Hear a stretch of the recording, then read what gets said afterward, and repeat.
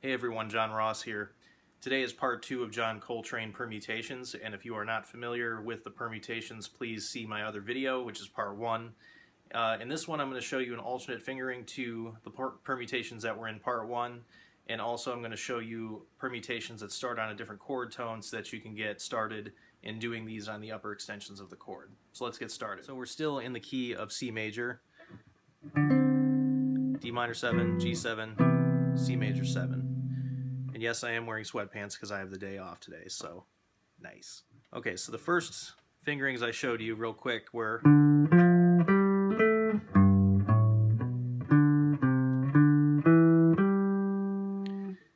but one of the alternate fingerings to that is this. So for D minor 7, it's the same notes, D, F, G, A, but instead of fingered like this, now it's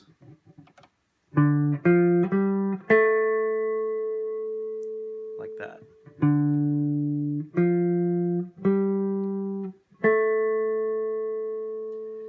Now for G7, it's G, A, B, D.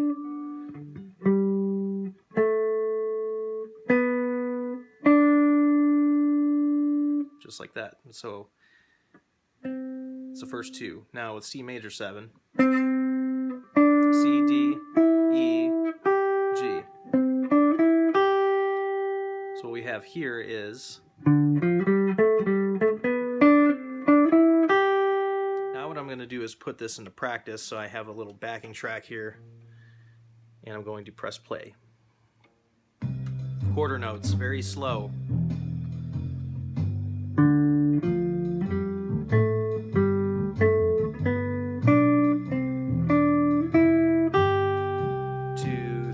Top.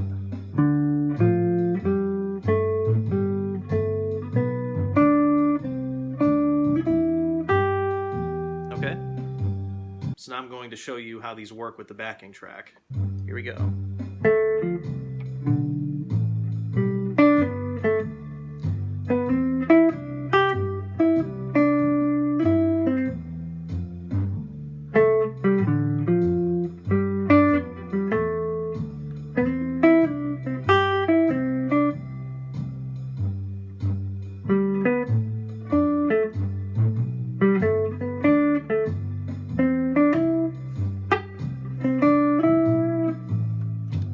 The next step in the permutations, and that is starting each of the permutations on the 5th of the chord. So let's check those out now.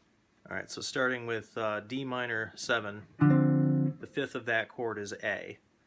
So what we're doing, start on an A note, C, D, E, so we get the 9th. So this isn't quite upper extensions just yet, but we're getting there. This is the first step. So again, A, C, D, E.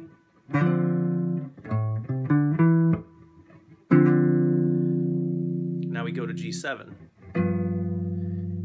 The 5th of that is D. D, F, G, and A.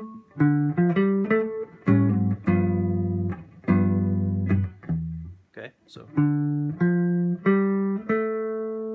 just like that. And finally, C major 7. G, A, B, D, so you get the 9th.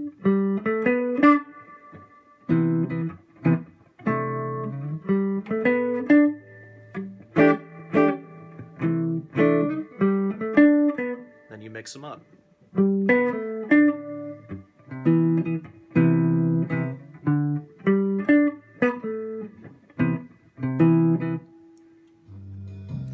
Here's what it's like with the backing track.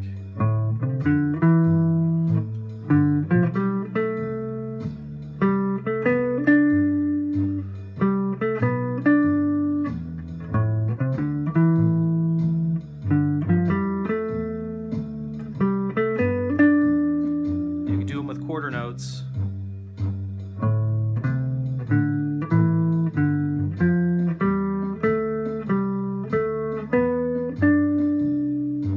Again.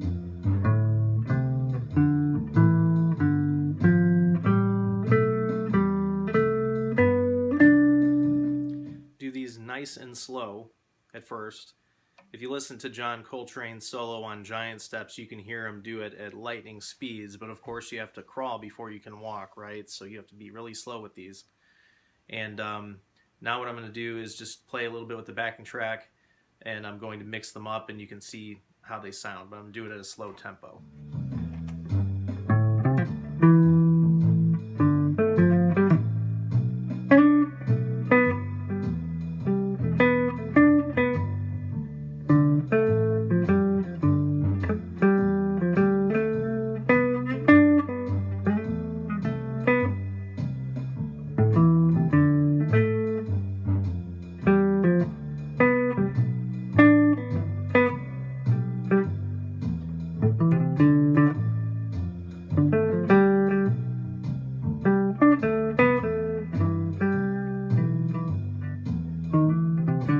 It's a nice little thing to have in the toolbox, and you can mix them up with various scales and patterns and whatever you want to do. So that's it for this lesson, and until next time, keep practicing, and the next Coltrane video will be more fingerings and more upper extensions. So have a good one.